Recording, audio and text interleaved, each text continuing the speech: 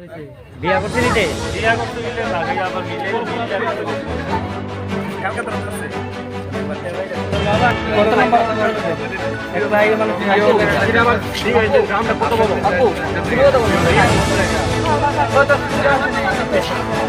পিছনে কত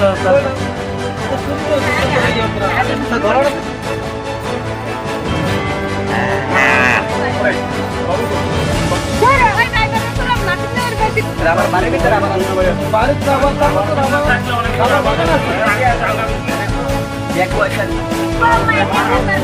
না না না না আমার মারতো গেলে আরো কাজ দরকার নাই তার কাজ মাথা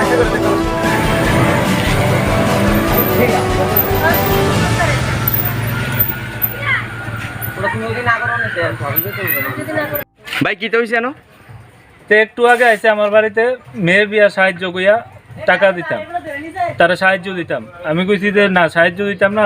আর তোর বাড়ি কোন জায়গায়? আমার বাড়ি সুবল স্যার চমুনি।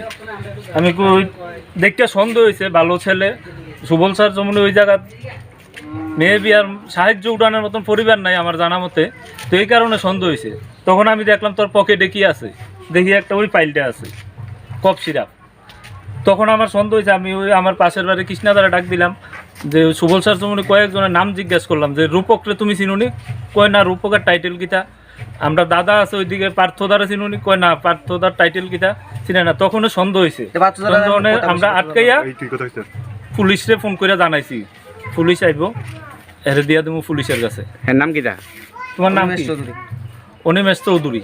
তে কইতাছে প্রথমে আমার বাবা নাই, মা আর আমি আছি সংসারে। মা একদিকে বাইরেছে, আমি বাইরেছি। পরে কইতাছে যে মা আছে, কিন্তু আমরা খোঁজখবর লইয়া জানি হের মা চাকরি করে, হের বাবা উপপ্রধান ওই এলাকার। কোন জায়গার উপপ্রধান? রাউতখোলা গ্রাম পঞ্চায়েত।